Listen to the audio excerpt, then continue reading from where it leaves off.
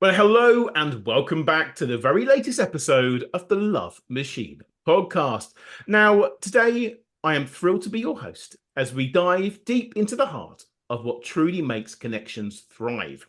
So, we're going to be talking about the journey to discover the profound power of authenticity. We'll explore how being true to ourselves can not only enrich our lives, but also supercharge our romantic endeavors. And to help, I have the incredible Asyah Heidar as my guest. She is an ICF accredited mindset and accountability coach, specializing in transforming mindsets to achieve a career and life of genuine fulfillment. So get ready to unlock the secrets of genuine connection as we delve into the importance of authenticity in fostering meaningful relationships. From unraveling the mysteries of self-acceptance to embracing vulnerability, we'll navigate the twists and turns of authenticity's transformative path.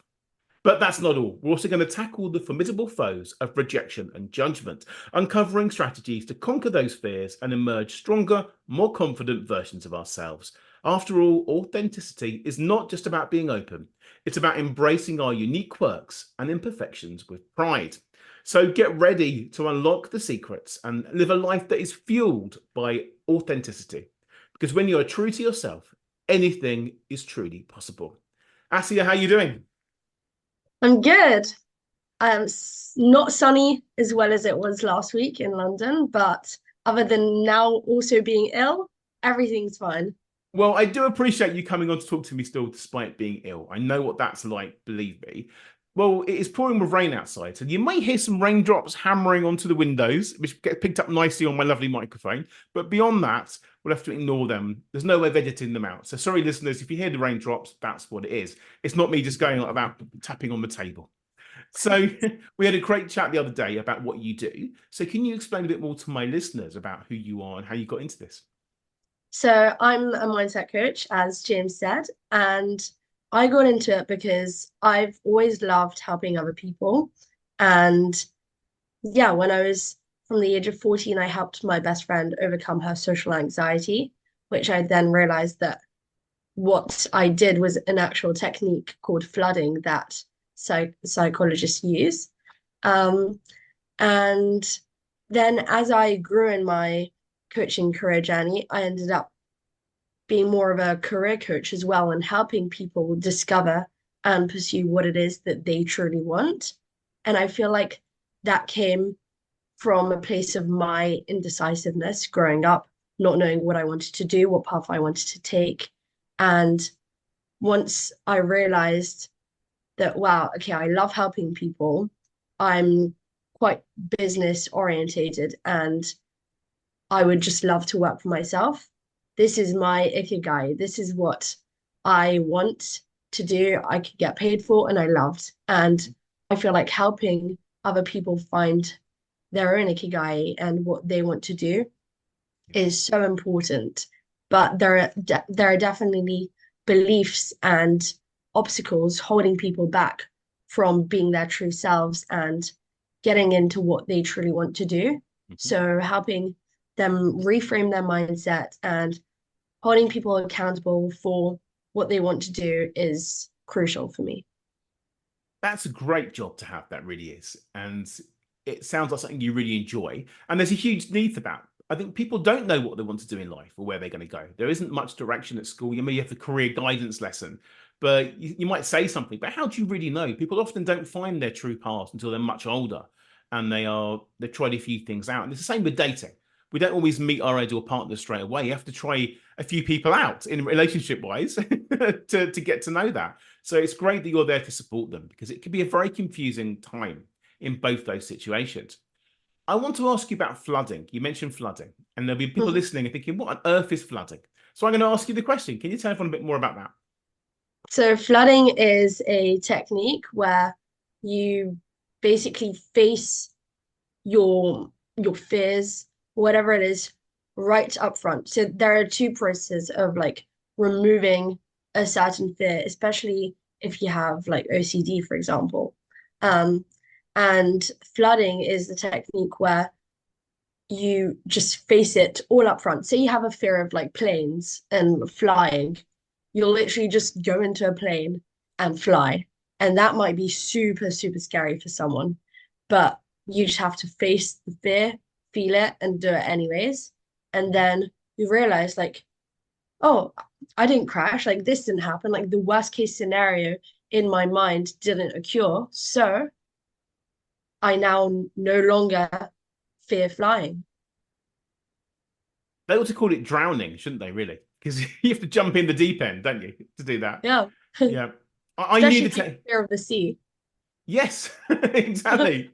Maybe it's a bit of both. Flooding, I think it's important people do that, but they can't do that on their own, can they? No one's going to just do jump in the deep end on their own. It takes a lot of guts and a lot of decisions and a lot of encouragement to do that.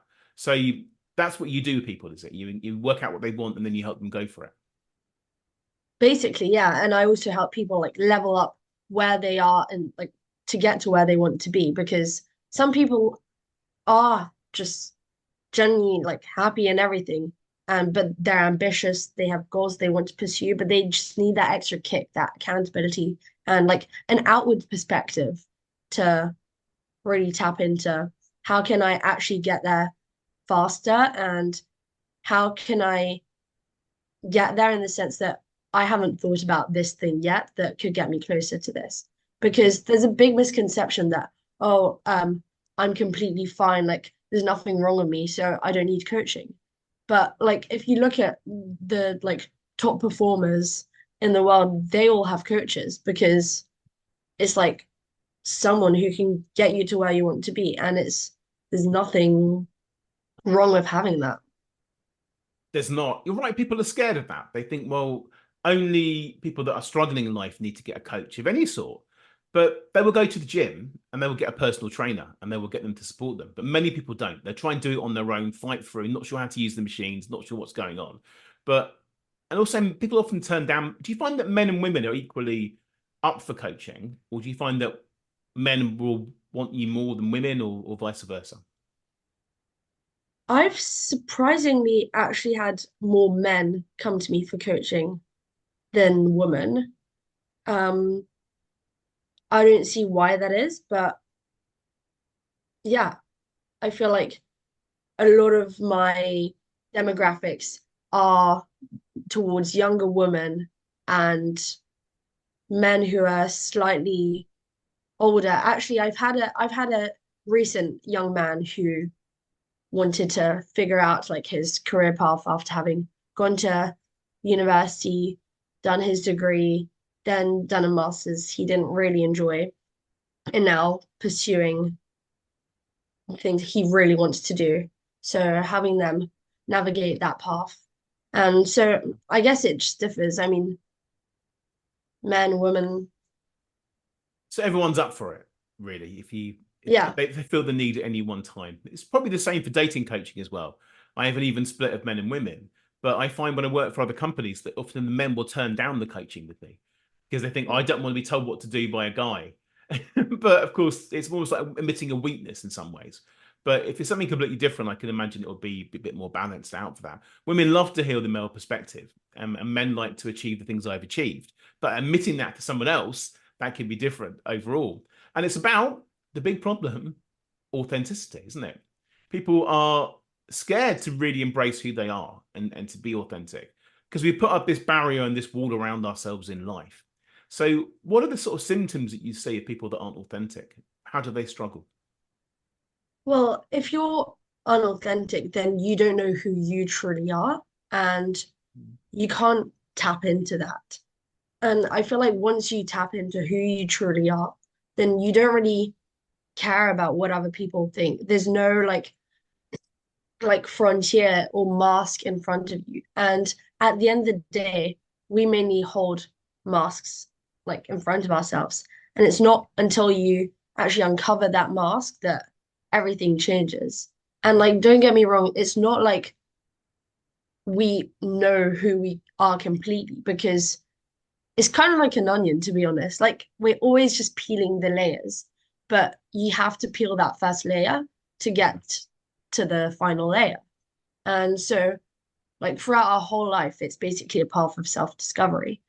But a lot of people are just blocked by the fact that, like, oh, other people might think this of me. my family, my friends, society has standards that we have to conform to. But what's behind all of that? Like, who do you truly want to be? And you have to ask yourself, like, what is stopping you from actually getting there? Yeah. It's about the two things I mentioned in the intro. It's about being vulnerable and also the fear of rejection, isn't it? Those two things. Hmm. And these are blocks that we have from childhood and they get in the way all the time. And they stop us living and having the relationship that we truly desire in life because we are constantly in fear that we're going to be told we're not good enough. And that's what holds people back. I'm not going to pursue my dreams. What if I fail? Everyone's going to laugh at me. I'm not going to ask that girl out. What if she says no? Everyone's going to laugh at me. And that's what happens. So where's the starting point to overcome that? Well, I feel like there are different ways, but like I'd say think of like what I ask my clients to think about firstly is think about the worst thing that could happen or that someone could say to you and just list these things out. And when you think about a fear, it's normally something that's like something scary, dangerous, and everything. And then they're just listing these fears out. And none of these are actually going to hurt you. They're just like manifestations of stories that we've told ourselves to keep us safe from other people, basically. And those stories aren't always true. And they're what we call false evidence appearing real. Mhm. And where we assume that these things are dangerous, but there's no facts to back it up. Yes, normally something has happened, like something's triggered it, and like a certain situation where someone said something to someone and that stuck to them for a long time, and then they hold on to that belief so much and they actually take it in as their identity. And that's the strongest point of something that it's harder to change your identity than a simple small belief that you have about yourself because you believe that's who you are as a person.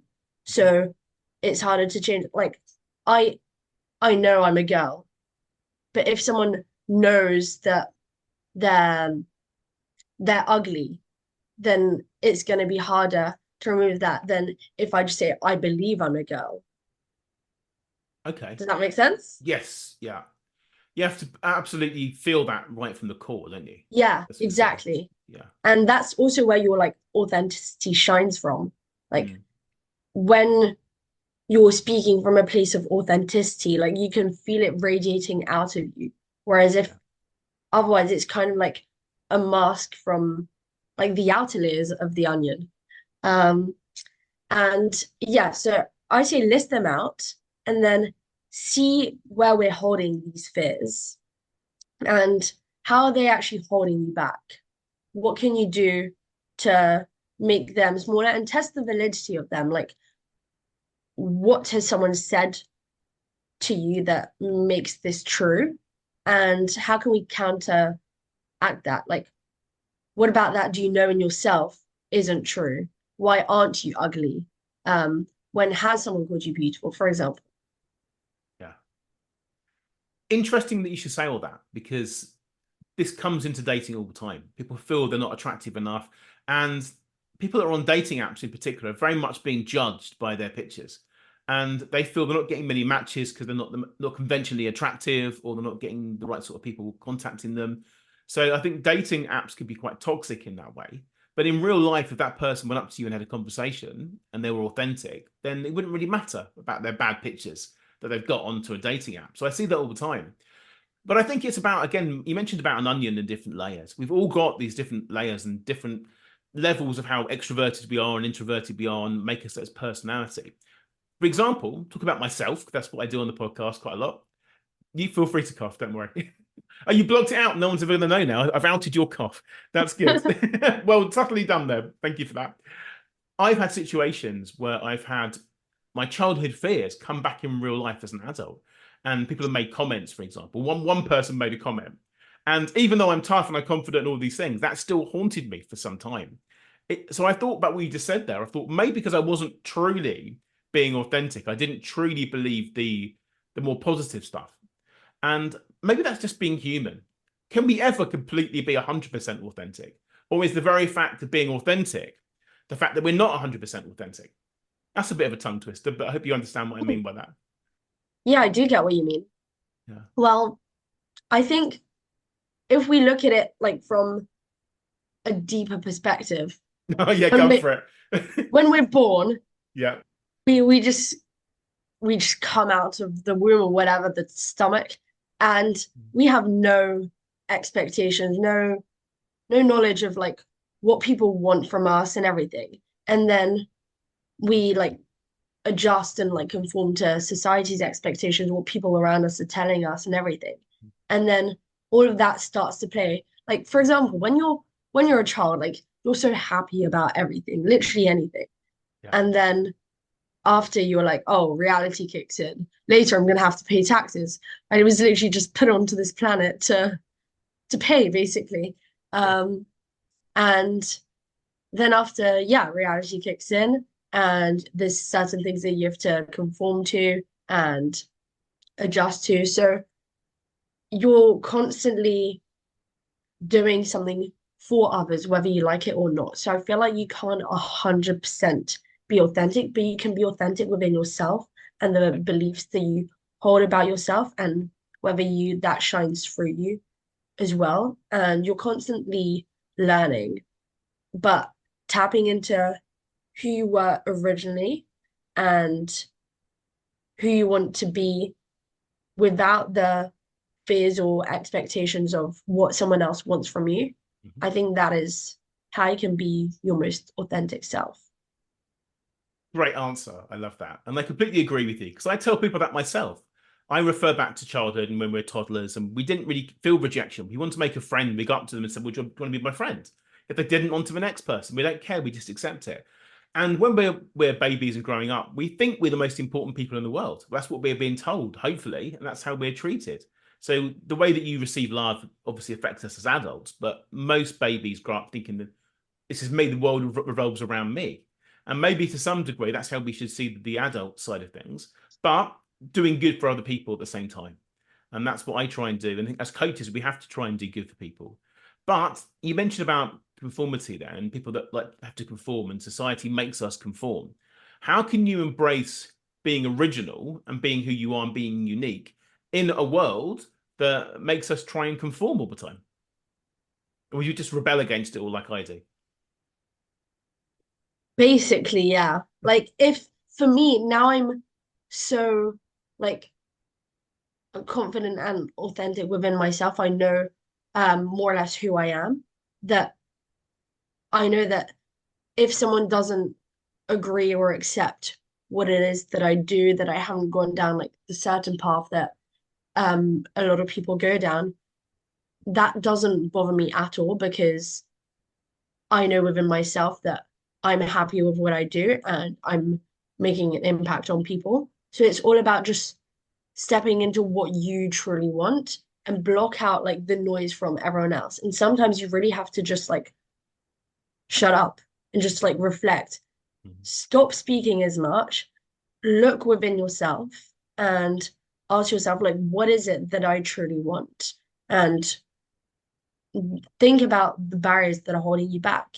If it's other people, then you have to go against that one day or another if you want to end up being truly fulfilled within yourself. Yeah. I think part of the trouble, people don't know who they really are, what they really want. They don't allow themselves the freedom and the imagination to go and create that. They think, well, that's not possible. That's not for me. I can't go and become a millionaire. I can't have these lovely sports cars. But people do. And if you want to start to believe that in yourself, that you are capable and that is for you, we've all got a life of abundance, then life can really change. And I've been studying this myself quite a lot recently. And that my screensaver at the moment on the computer, which no one can see, of course, I've done this with AI. I've created my ideal house, and it's a villa, almost like a Spanish villa with a nice swimming pool outside and nice balconies. I imagine my children playing in the swimming pool, my wife sunbathing, and maybe there's a money tree full of money. I don't know what it might be. I haven't really got that far. A bit over the top, but I think we have to allow ourselves the ability to think. Do you know what? This is possible, and if I do something about it, I'm going to get it. What are your thoughts on that? I completely agree. Okay. I have two. One just popped up in my mind, and Yeah. I'll just say this now. But when you just said that, it just gave me a flashback to when I was little. Mm. I genuinely believed that I could fly. Like I So said did to I. myself, So did I when I was about yeah. 6. And I said to myself Okay. every day, I can fly. Like I'm like, look, mum, I can fly. I literally just like stand on a chair and jump. And then one time I jumped so high, I was like, wow, like, did you see that? I literally hovered. I flew and I was so happy. So like once you're in that like intense feeling and emotion that happens, then it's more likely to come true. But yeah, what I was gonna say actually was that when so for example, I had I have a recent client, and when he initially came to me and told me what it is that he wanted to work on, he gave me like a few different points and everything. And then during our first like actual session, he was like, actually, like this as well, but like we're not going to be able to work on that. He actually missed our first session because it was at 1 p.m. and he messaged me at 4 p.m. saying he was asleep. And I was like, oh, okay. And he was like, yeah, so I like normally go to sleep at like 6 a.m., 7 a.m. I just can't sleep. But like we can't change that. And I was like, what do you mean we can't change that? Um, like if you want to go out after your masters, get like a proper job and everything, you're gonna have to do things like waking up earlier because that's what jobs kind of require from you. Um, and he was like, "Yeah, but it's been happening for so long and everything. I think like something's wrong with me. I can't change that." I'm not joking. The next day, he started waking up at he woke up at 9:30 a.m. from going to sleep at 7 a.m. to waking up at 9:30 a.m. That was like huge for him.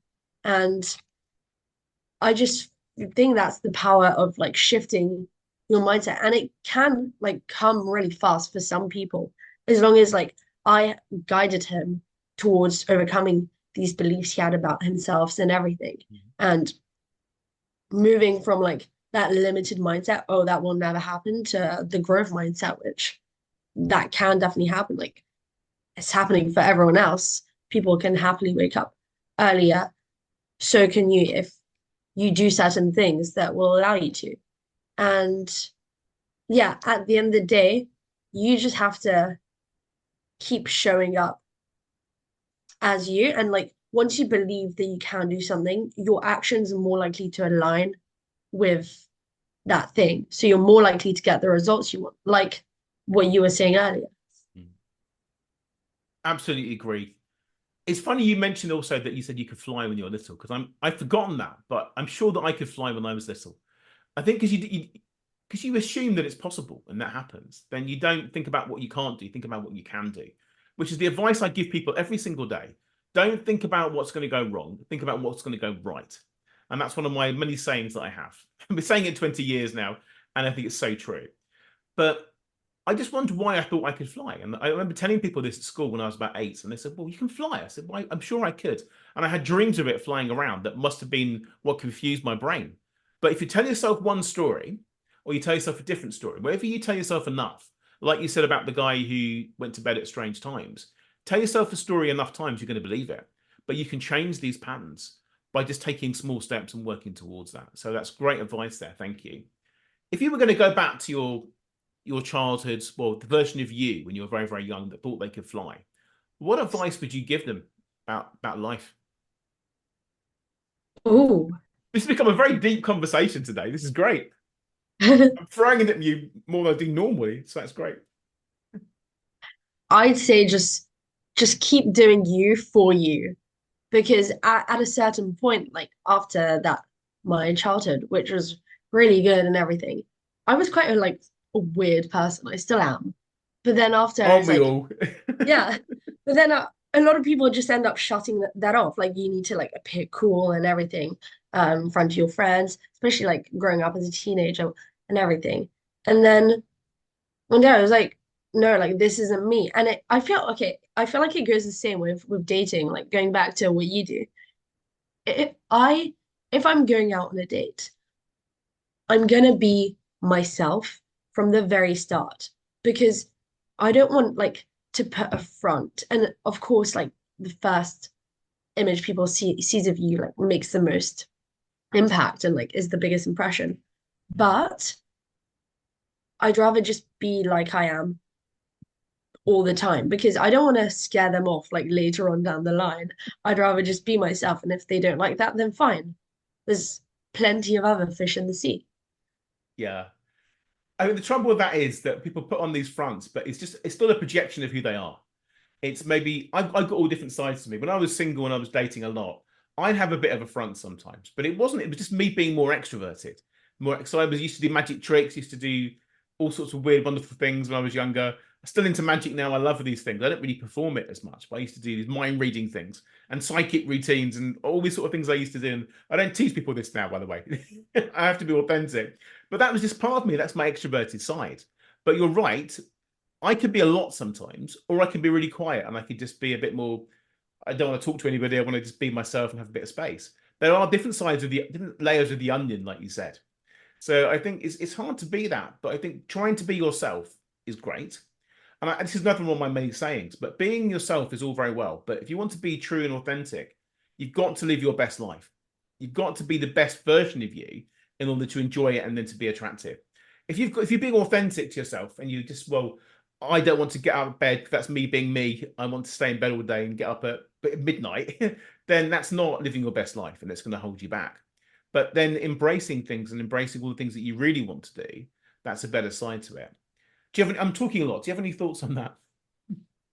Yeah, no, I agree. And like when you like mentioned about having multiple sides to you and everything, I completely agree with that. But then that's still you. Like Yeah, I'm I'm quite a quiet, like calm person, believe it or not. Like right now I seem very extroverted, but I'm also very extroverted and I can speak yeah. a lot and everything. I've got different sides to me, but they are all me. There's That's my just point. Yeah, different times where different versions pop out. But if you're putting on a front, you're trying to be someone who you're not. yeah. That is the side that I meant that Mm. I wouldn't go back. Like I'm not gonna, I don't know. I can't think of an example now because I'm generally not in that state anymore Hmm. that I can't think about it. No, I think it's when people try too hard to impress other people and they become boastful, make things up, Yeah. try and play hard to get sometimes, all these different things, and that's where it comes into being inauthentic in dating. But and I completely understand what you're saying by that. But I imagine energy is quite important as well. I think I tend to bounce off people who have good energy. And if someone's got bad energy, I'm not saying bad energy, maybe a different kind of energy to me, that can be a challenge, but it also can be quite fun because then I want to bring out the best side of them and I feel empower them to do this. But sometimes if you go on a date and there's two people that have very little energy, and when I say energy, I don't just mean how much the exercise that they do. I just mean that the way that if they're grounded or whether they're too hyper, or those sort of things. I think life is very short and you should embrace it pretty much, is what I'm getting at. But let's talk about very quickly about authenticity in relationships then. How can you be more authentic with a partner that you've got already who knows you and knows you warts and all? Just keep showing the different sides that you have. Like as we were speaking about before, like show them all the let's go back to the onion because now I quite like that analogy. Yeah. I feel like it's gone throughout this podcast. It's traveled on. It's traveled on the onion. Yeah.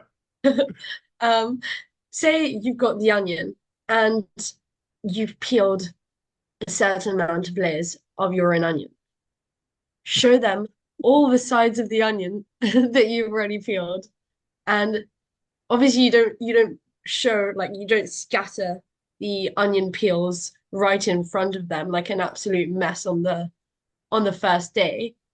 But over time, like you're doing, especially like I feel like when you do different activities and everything, if you're in a relationship, doing the same things all the time gets quite boring. Like you're not in your 90s, even if you're in your 90s, sure, like, but keep doing things, go out to different places, do new activities, and then different sides of you will come out, and you're showing your side in all of them.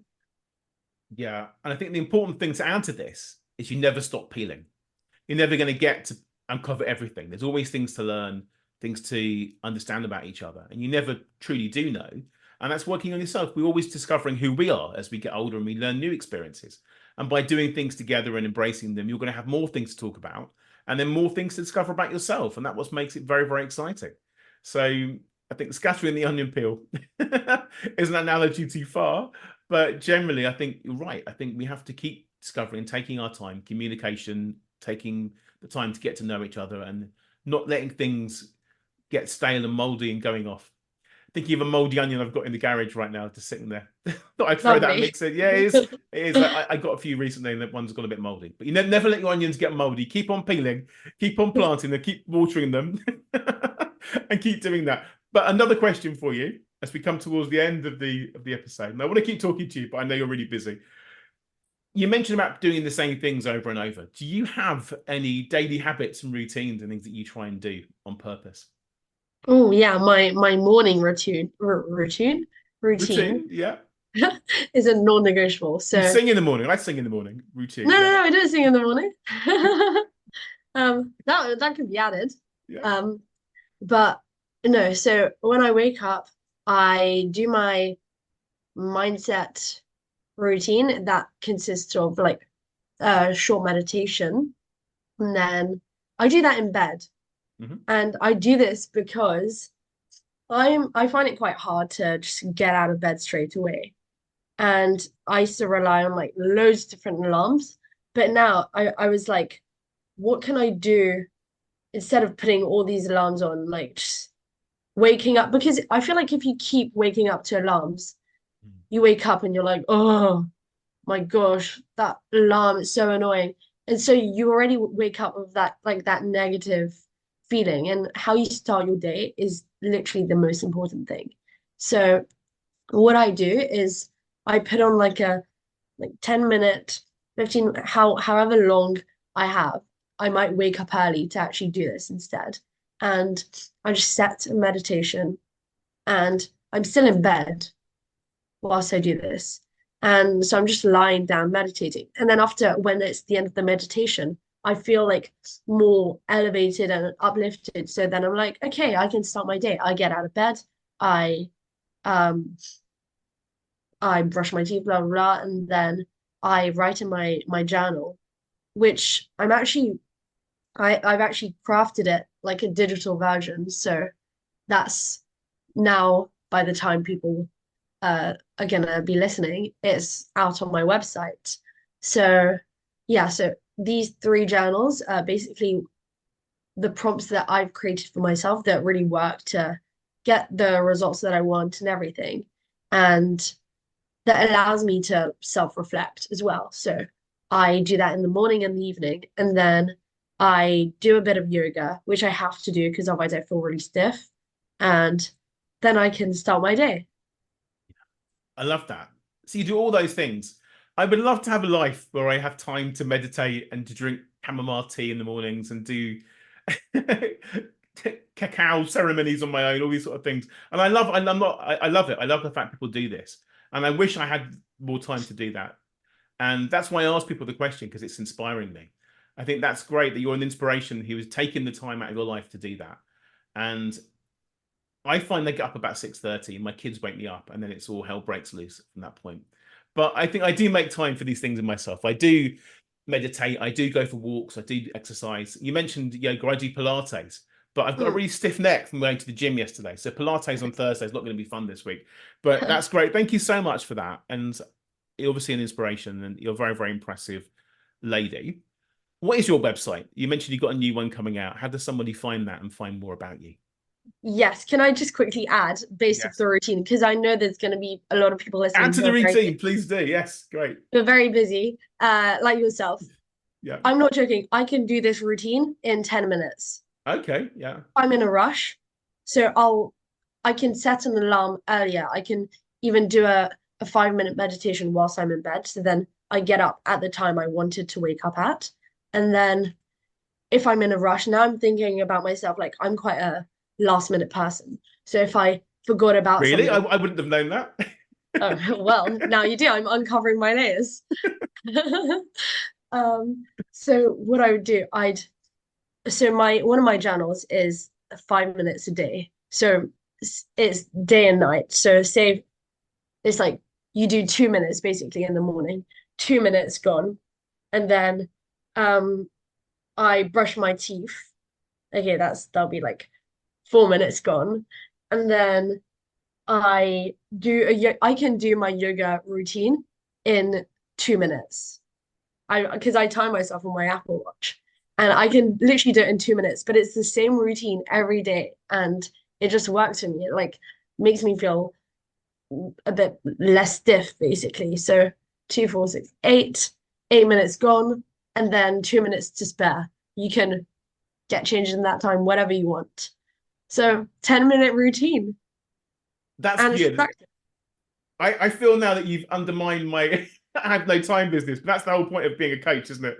I think that you think, well, that's an excuse I'm telling myself, make more time. But I do make time in my own way for different things.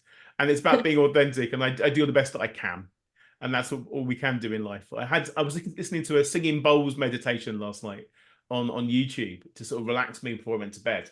And it helped a little bit. I really like to do one of these, what's it called? Sound baths. I like to go to one of those. And they organised one with me, near me recently, and they cancelled it because it was too Oh, expensive. No one booked it, but I would have gone to it.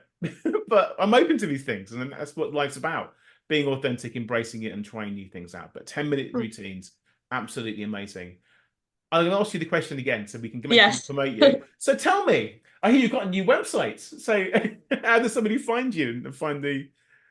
Well, they just search up my full name, www.asyahheidar.com, which is probably quite a challenge for most people to spell. Oh, But it's easy for me to pronounce it. yep, it took you a while. Joking. Um, Asyahheidar. Yeah. I will put that in the notes of the show, don't worry, and there'll be links to this so someone can find you. But it's good to say it. People often listen to podcasts when they're at the gym or when they're walking and they haven't got time to get a pen, but they will hear that and they'll remember it. But check out the notes, check out all the amazing things that you do. And I feel this is the start of your journey now. You're going to be absolutely amazing. And I'm looking forward to watching how things progress for you. So thank you so much. I asked you some very difficult questions that I don't normally do, but that's probably what you brought out of me, which is great. So have a great rest of the day, and I hope we speak again soon. Thank you. Have a good day. Thank you so much for listening.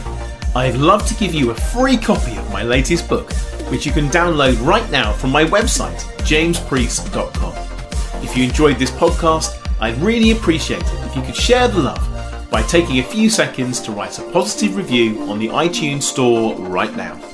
See you next time.